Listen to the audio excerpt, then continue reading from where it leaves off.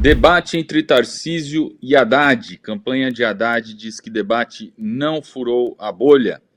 Segundo aliados do petista, Tarcísio evitou a associação direta com Bolsonaro num debate na Band e ficou concentrado em tarifaço, crise do Master e polarização Lula-Bolsonaro. Segundo a própria equipe de Haddad, teve, abre aspas, pouca capacidade de furar a bolha. Bom, no momento dos mais fortes, Tarcísio citou a aprovação acima de 60%, devolveu-se a mudança tão necessária.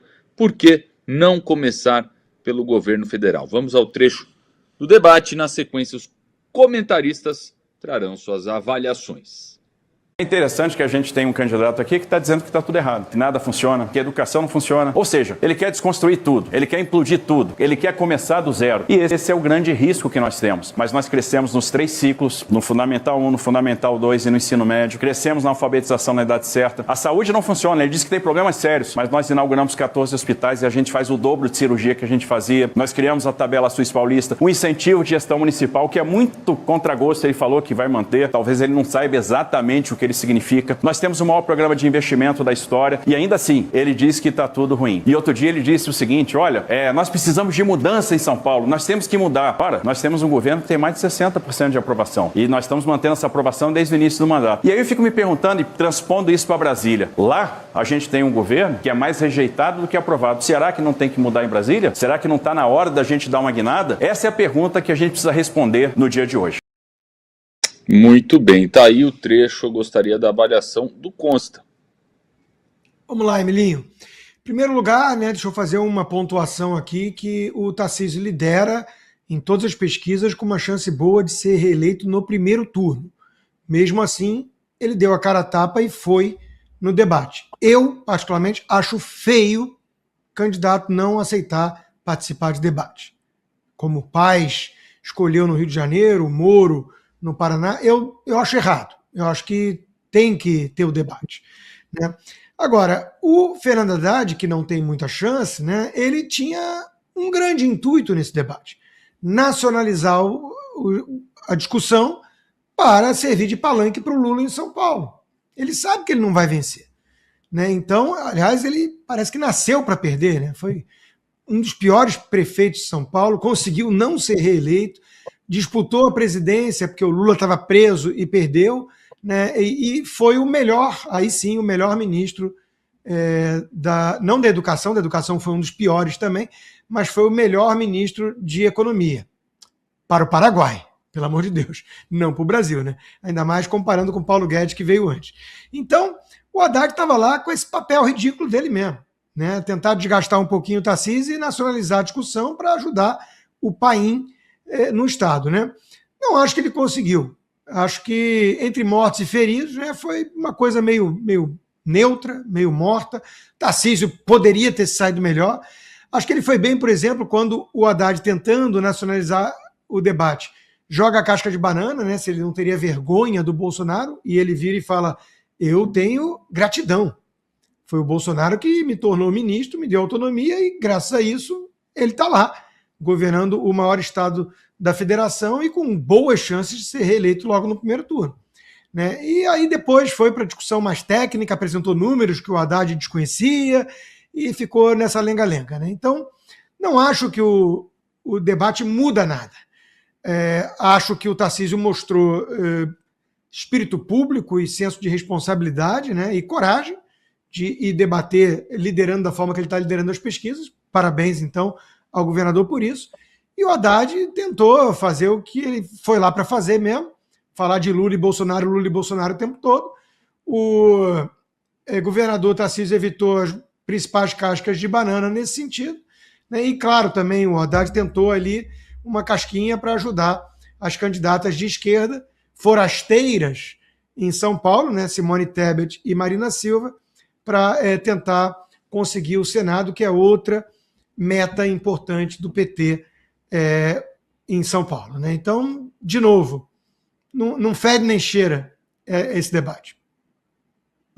Muito bem, deixa eu ouvir então a avaliação agora do Kilton. Emilinho, acho que foi um sparring esse debate, né? Uma hora o Tarcísio batia, outra hora o Haddad apanhava. foi muito feio mesmo para o Haddad. Eu teria vergonha do desempenho dele nesse debate. Aí o Tarcísio deu uma aula de números, de argumentos. Uma hora o Haddad falava que São Paulo precisava de mudança. O Tarcísio vira e fala, não, né, a gente tem 60% de aprovação, quem sabe que precisa mudar o governo federal, o Lula. Foi muito bem, como o Constantino falou também na resposta sobre Jair Bolsonaro. Ele estava falando para o Haddad, né, poxa, você só fala de Bolsonaro, vamos avançar, vamos discutir São Paulo. O Haddad joga uma casca de banana, né, para colocar ele como traidor. Ué, você não tem gratidão pelo Bolsonaro, você quer esconder ele, algo nesse sentido. E ele fala, não, tenho gratidão e tudo mais, gratidão não prescreve, enfim. O Tarcísio, eu vejo ele como o tipo de político que o Brasil precisa ter mais, principalmente no espectro da direita, né? Uma pessoa republicana, bem articulada, inteligente, com bons argumentos, com bom trabalho, com resultados a mostrar e com aprovação popular, né? Que não é desconecto do povo. É claro que às vezes ele exagera ali nos acenos que ele faz ao Centrão, ao sistema, aquele evento da SBT, ele sorrindo, apertando a mão do Alexandre de Moraes, da turma toda ali, não pegou muito bem, não ficou muito legal, mas são finos ajustes que precisam ser feitos, né? Se a gente tivesse 4, 5, 6 Tarcísios, com certeza a direita teria uma força muito maior, mas a gente sabe que é difícil produzir políticos nesse naipe, né? Sobre o debate, eu entendo também a visão do Constantino sobre os políticos não irem, né? Eu acho que é uma estratégia de campanha que cada um tem que adotar o que achar melhor. Naturalmente, você não ir no debate, você está sujeito a essas críticas, né? Tanto da imprensa, que fala que você não vai, quanto dos seus opositores, mas se na avaliação do candidato é um cálculo melhor do que ir e servir de escada para outros candidatos, como seria aqui no Paraná, né? Que a gente tem a chapa da direita, que é o PL Novo, com Moro, Deltan e Felipe Barros, contra o centrão do PSD e MDB e o PT, né, a esquerda. Então ali o PT do Requião Filho. Nesse cenário, talvez a decisão do Moro não tenha sido tão errada assim de não ir, porque os dois passaram o debate todo falando dele, mas uma hora ou outra acabaram se degladiando justamente por conta dessa ausência dele. Então, acho que é um prejuízo que ele saberia o risco que ele estava tomando. Tem aqui mais de 50% de intenção de voto nas pesquisas. Eu vi até gente falando no Twitter que tinha que fazer uma lei obrigando os candidatos a irem em debate. Eu não seguiria essa linha. Eu acho que, enfim, o candidato tem que ter opção, né? O Lula, por exemplo, está fugindo de todos os debates, e vai ser cobrado por isso, assim como o Sérgio Moro foi aqui também. A diferença é que o Lula está fugindo de tudo, né? Nem nas sabatinas ele está indo, não dá entrevista, só gravado dentro do Planalto, controlado, escolhido a dedo com quem ele vai falar, porque de fato o desgaste é tão grande que não compensa, né? Só seria ainda mais gastado. Mas também acho acertada a decisão do Flávio de condicionar a ida dele à do Lula, né? Que não faz sentido todos os outros quererem crescer em cima da intenção de voto do Flávio, e o Lula não se submeter a isso também. Ele só tem a perder e pouco a ganhar. Enfim, acho que é uma questão de estratégia, cada candidato tem que ponderar o que faz mais sentido. O que a gente não pode é obrigar ninguém a nada, né? Como defensores sempre da liberdade, não me agrada muito esse pensamento de obrigar os caras a irem. Se não vai, toma um prejuízo. Mas fato é, o Tarcísio foi muito bem posicionado, foi muito firme, foi muito seguro, deu uma aula para o Haddad, e se eu fosse o Haddad, eu de fato teria vergonha do que aconteceu. Muito bem, deixa eu agradecer então a presença do nosso craque aqui do canal, Rodrigo Constantino. Consta, sempre um prazer tê-lo aqui conosco. O congressista americano publica montagem de IA com Lula no lugar de Maduro capturado. Carlos Jiménez, do Republicano, postou no X uma imagem com o IA trocando o rosto de Maduro pelo de Lula na foto da captura dele pelos Estados Unidos, e garrafa de água trocada por cachaça 51. Abre aspas, o que espera o Brasil. Foi a terceira publicação dele contra o Lula em 2 dias. Antes já tinha chamado o presidente corrupto e criminoso comunista, post que Milei já tinha compartilhado no dia anterior. A sequência veio depois de Lula chamar Rubio de latino-americano frustrado. Milei, Rubio e um congressista americano. O Brasil já está colecionando agravo diplomático demais para um só mandato, Kilter. Emilinha, a coisa tá ficando feia, né? Eu lembro muito bem que a gente viu o Elon Musk aí, pouco tempo atrás, 2 anos atrás, né? Colocando o Alexandre de Moraes atrás das grades com uma imagem gerada em inteligência artificial, falando que ele era um criminoso, que seria preso eventualmente e que as coisas avançariam contra ele por estar indo contra a liberdade de expressão. Isso internacionalizou, né, a perseguição do Alexandre de Moraes, isso fez com que isso tomasse grandes proporções. Agora a gente vê o mesmo acontecendo, uma divulgação internacional sobre o Lula. A gente já tinha visto aí o Trump se posicionar muito forte, muito firme contra a Venezuela, e foi o mesmo rito, né? Primeiro ele classificou as organizações de narcóticos da Venezuela como organizações terroristas, de narcotráfico, né? Como organizações terroristas. Aí ele começou a combater essas organizações em território americano, começou a bombardear navios, barcos que levavam as drogas, tudo mais, dar declarações públicas enfáticas, pesadas contra a Venezuela. E aí, uma hora, eventualmente, o Maduro acordou com o exército americano batendo na porta dele e levando ele preso, né? A gente viu também o Trump dar fortes declarações contra o Gustavo Petro, da Colômbia, ex-presidente da Colômbia, que agora perdeu a eleição, e a gente está vendo o novo presidente fazer uma verdadeira caça às bruxas, né? Um combate ao narcotráfico de forma implacável, perseguindo, prendendo, matando quem resiste. Tá bonito de ver o negócio ali, o combate ao crime que está sendo feito na Colômbia. Infelizmente acabaram de passar por um terremoto, né? É muito triste, mas mais um caso do Petro aí, de um cara que perdeu a eleição e ficou de fora agora do sistema. O Lula está perdendo seus aliados na América Latina, do Foro de São Paulo, que pouco tempo atrás ele falou em um dos eventos que ele criou o Foro de São Paulo, com o Evo Morales, com o presidente da Venezuela, todos ali com o Chaves e tudo mais. Olha, não, vamos fazer aqui uma organização para, né, manter a esquerda na América Latina na presidência, no poder, e a gente se ajuda e tudo mais. Primeiro que o Olavo de Carvalho já falava que os partidos no Brasil não podem estar, né, submissos aí, estar debaixo do espectro de uma organização internacional.